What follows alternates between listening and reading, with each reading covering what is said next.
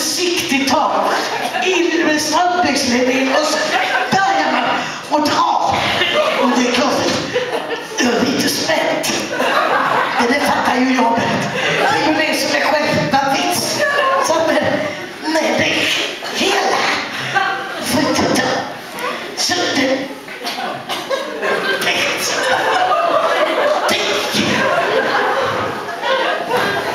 här tar det fullständigt stopp. Och man tänker, vad händer nu?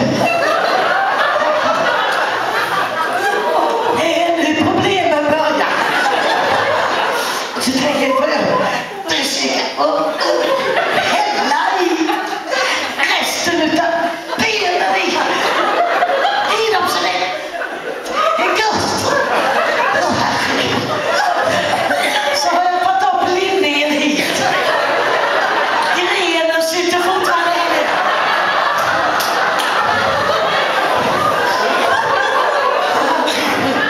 Och nu ska jag över den kullen och den kullen. Så tänker jag, om jag flyttar nävarna så får jag bättre tag som det var det.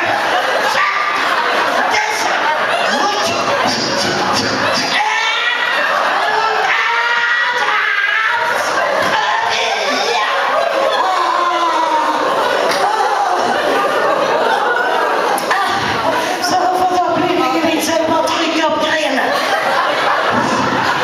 Så är den på plats. Och nu behöver man gå och duscha igen.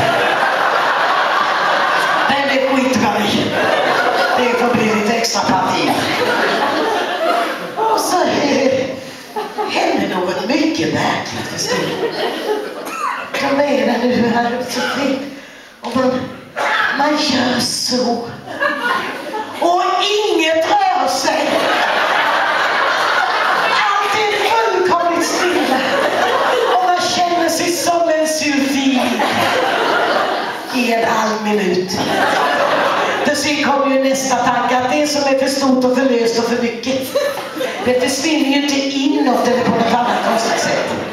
Utan man för ju det långsamt med sig hela vägen. Så när jag hade fått på mig de push-ups så jävla